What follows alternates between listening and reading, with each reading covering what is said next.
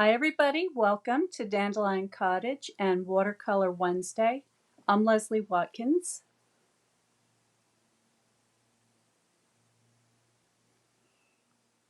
So I went out to the garden to look for some flowers to paint for you today. And what I noticed was that there was a tremendous amount of butterfly and bumblebee activity. And on Monday, I used the Butterfly Brilliance stamp and die set to create these very simple cards. Okay, so this one, the butterfly was heat embossed on vellum and then cut out. And here I used the filigree dies to cut the butterfly out of, excuse me, out of a gold foil. Today, what I want to do is show you how I would go about painting a butterfly using this one great big stamp set. Before I get started, I just want to mention that this, let me show you what it looks like. So this stamp and these dies, so it's no longer a bundle because this was a set that carried over from last year. Thank goodness, because this, in my opinion, is one of the very best stamp sets and dies that you could invest in, because we always want to use butterflies on our projects, whether it's a note card or a box, or even if you just want to make a single little butterfly and glue it onto a plant stick and put it into a stick, it would be beautiful. You can do so many things with butterflies, and this particular stamp set makes it so easy because it's one great big stamp, and then you also have one great big die that will cut out each of those butterflies individually. In addition to this die, you've got all these other sort of background and texture dies. You've got some little tiny butterflies, and then you have these gorgeous filigree shapes that you can use either on their own or you can mix them together. And the reason I want to talk about this set so much is because it did carry over, meaning that it has been available now. It's in its, at least in its second year.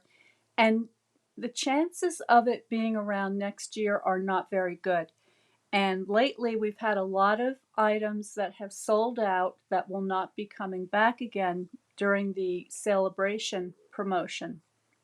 And if you're interested in these dies, and I think these are the sort of stamps and dies that you'd want to keep forever, just get them before you don't have the opportunity to do it, because if you miss your chance, you're missing a really awesome set.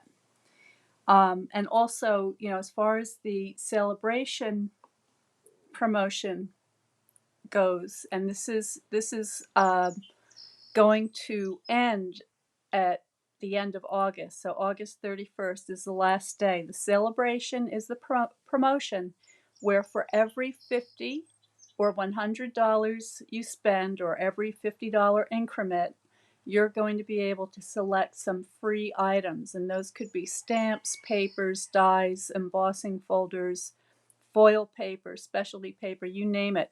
And there have been a number of brand new items added to the list. And when I get off the video today, I will post those things right here on my Facebook page, and I'll also be posting the link to be able to get these dies and the stamps.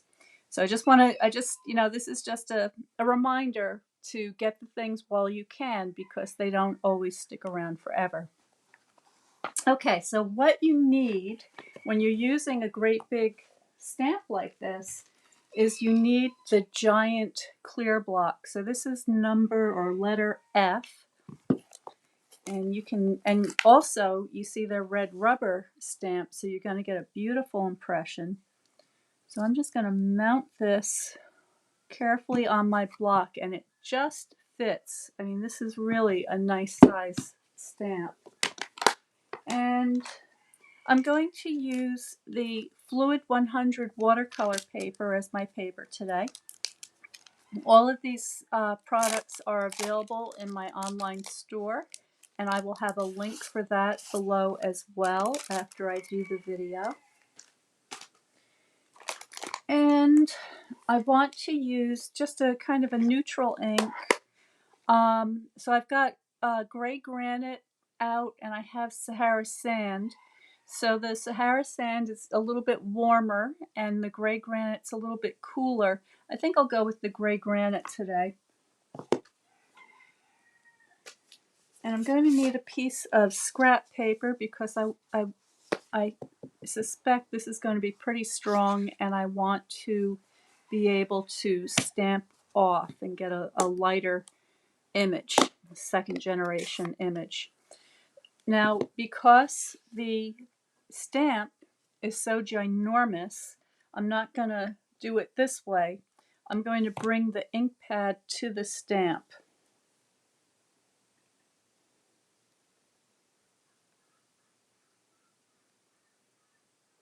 I'm just checking to make sure that I'm live, and that looks good. Stamp. There we go. Good morning, Kelly. Hi, Ginger. Yeah, it is. It was a wonderful bundle. Now that it's in its second year, it's no longer a bundle. You do have to get the stamps and the dies separately. So unfortunately, you will not be able to enjoy that additional 10% off. So the way that works, everybody, is if we have a newly released stamp set and die, oftentimes they come in a bundle together where you can save the 10%. But now that this particular stamp and die set is older, that 10% is no longer available, which is, goes back to that idea of get the things while you can, because you may not be able to get them anymore, and you may not be able to get the nice discount. Okay, so I'm just going to stamp off to remove the excess ink. And I think what I'll do this time is I'm going to bring the paper to the stamp.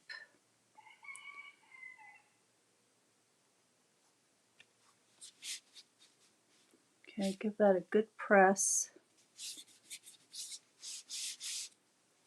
Can even try using my bone folder so it's nice and even.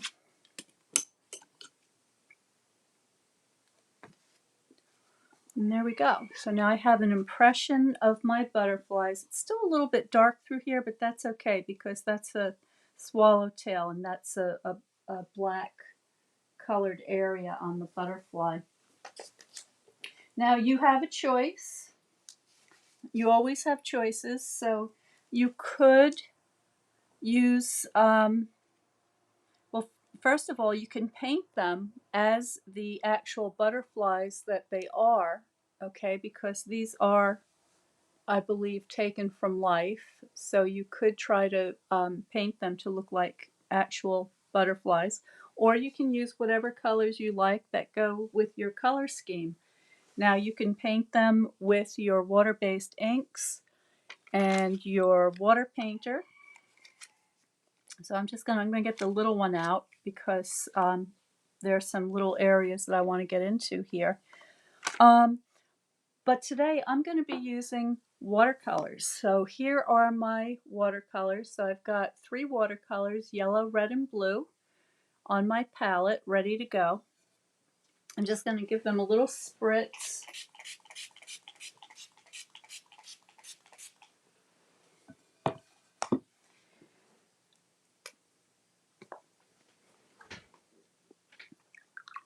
And I'm not going to try to copy actual butterflies. I'm just going to paint them however the spirit moves me.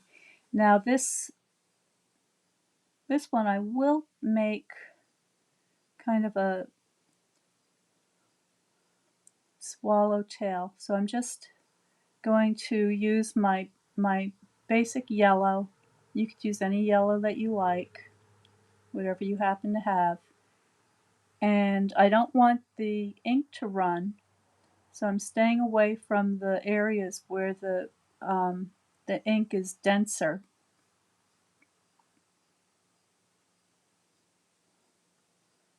because the moisture from the brush will reactivate it. So I'm just sort of picking my way through here.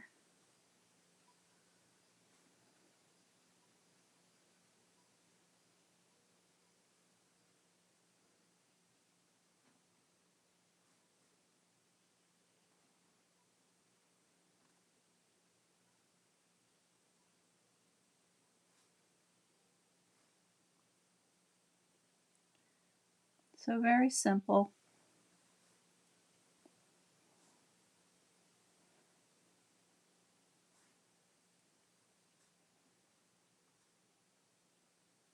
And then I'm just going to take a mixture of all my colors, my red, yellow, and blue together with a little extra blue violet. Just mixing my red and my blue together. And I'm just going to now go into those darker areas. And this time I am kind of disturbing the ink a little bit to blend that in with my darker accent color. So very simple. Anybody could do it. If you want to paint with the water-based inks, they will work beautifully. And you can get a little mini palette and just put a few drops on there of your colors, or you can use your stamp block, whatever works best for you. This is not difficult to do.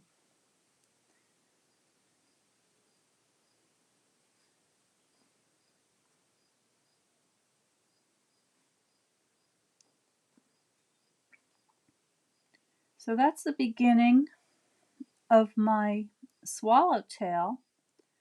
And what I would do, what I like to do, is to let this dry and then come back with my Wink of Stella, which is the brush pen that has the sparkly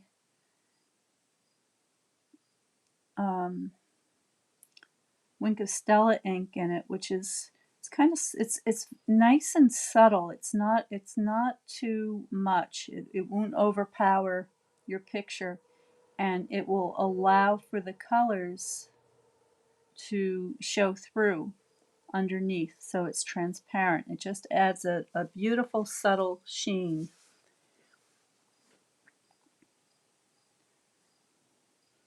Now I can go back when this is dry and also add a few more touches, but for now I'm going to leave this one alone. I'm going to move on to a different one. So I'm not going to paint them all today. I just wanted to give you a quick lesson on how you can get started with your butterfly collection. So I'm going to go to this one. I'm going to make this a beautiful kind of a bright greenish color.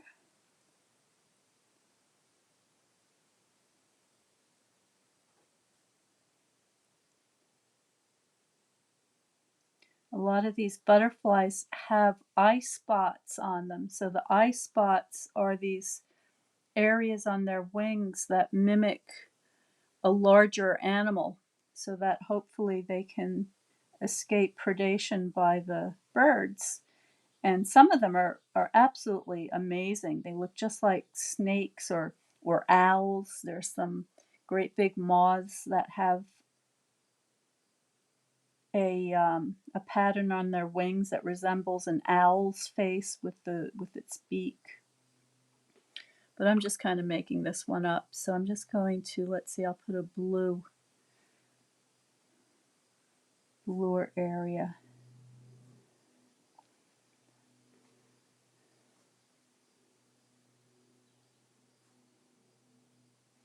Okay, and so then what I'm going to do is I'm going to get out my Wink of Stella, give this a shake and a squeeze. Make sure that this is one that has some juice in it. I think it's running out, but I think there's probably just enough to give me a little glitter. Let me take a look at that. Oh, a little bit. Yeah, I definitely need to get a new Wink of Stella out.